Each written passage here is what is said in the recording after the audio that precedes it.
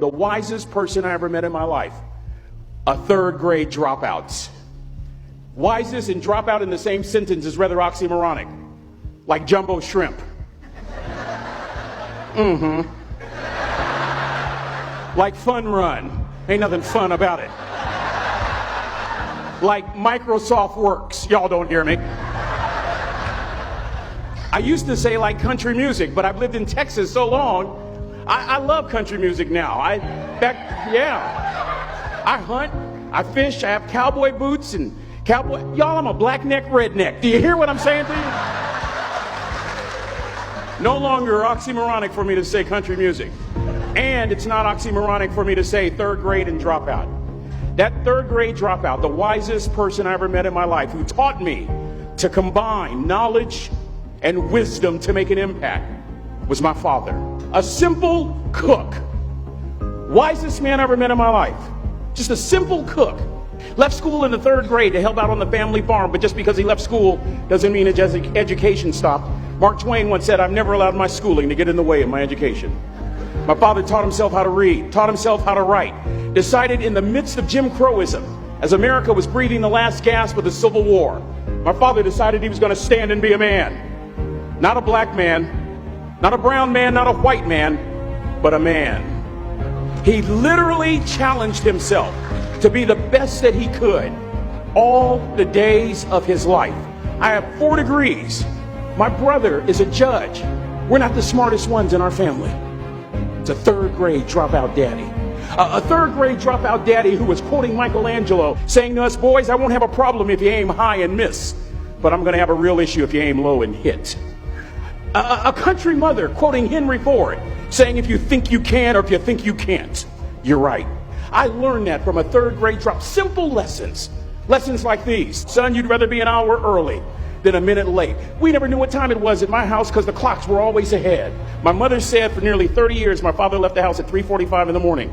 One day she asked him, "Why, Daddy?" He said, "Maybe one of my boys will catch me in the act of excellence. I want to share 2 things with you." Aristotle said, "You are what you repeatedly do." Therefore, excellence ought to be a habit, not an act. Don't ever forget that. I know you're tough, but always remember to be kind. Always. Don't ever forget that. Never embarrass mama. Yeah.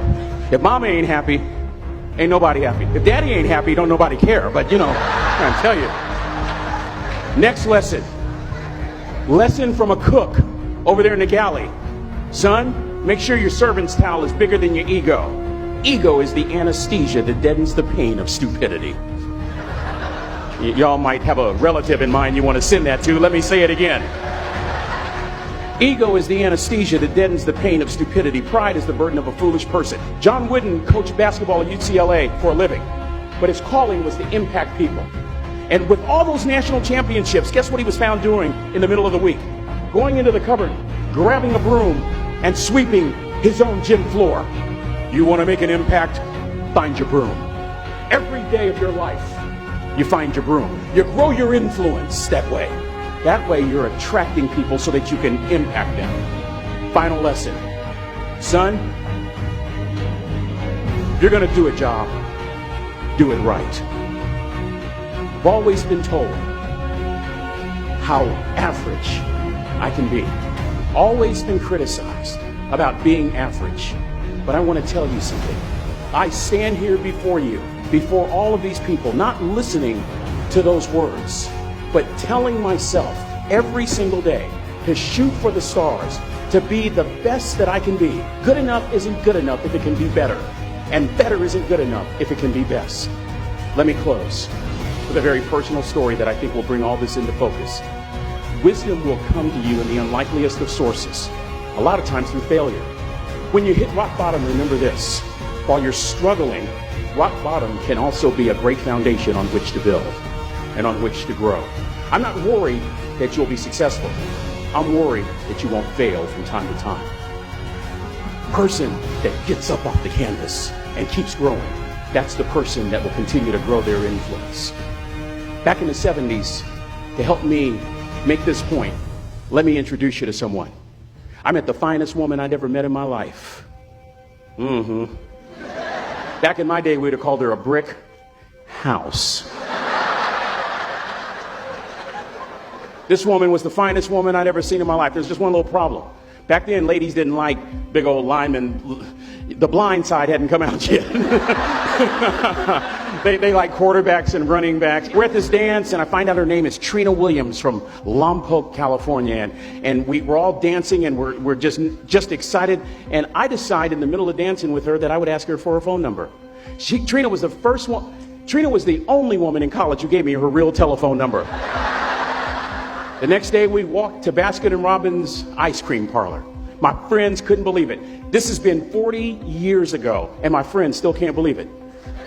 We go on a second date, and a third date, and a fourth date. We drive from Chico to Vallejo so that she could meet my parents. My father meets her. My daddy, my hero, he meets her, pulls me to the side and says, "Is she psycho?" But anyway, we go together for a year, 2 years, 3 years, 4 years. By now, Trina's a senior in college. I'm still a freshman, but I'm working some things out. I'm so glad I graduated in 4 terms. Nixon, Ford, Carter, Reagan.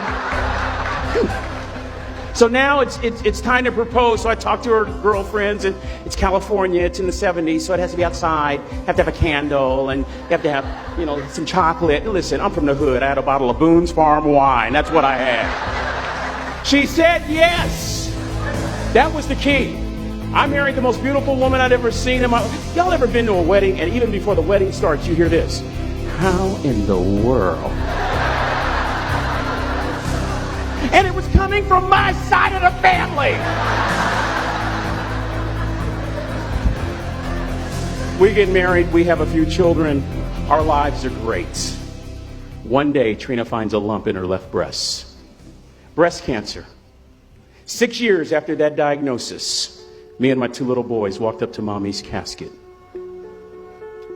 And for 2 years, my heart didn't beat. If it wasn't for my faith in God, I wouldn't be standing here today. If it wasn't for those 2 little boys, there would have been no reason for which to go on. I was completely lost. That was rock bottom.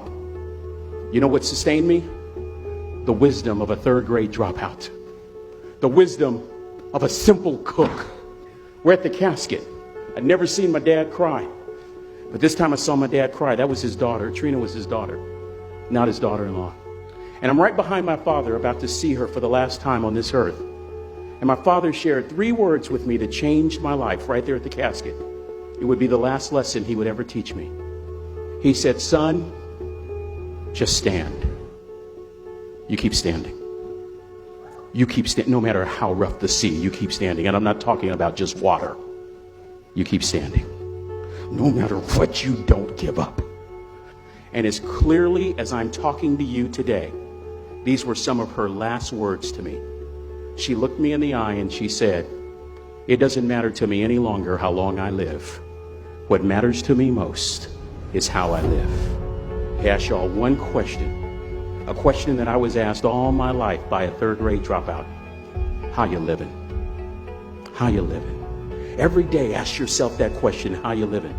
Here's what a cook would suggest you to live this way. That you would not judge. That you would show up early. That you'd be kind. That you'd make sure that servant's towel is huge and used. That if you're going to do something, you do it the right way. That cook would tell you this, that it's never wrong to do the right thing. That how you do anything is how you do everything. And in that way, you will grow your influence to make an impact. In that way, you will honor all those who have gone before you, who have invested in you.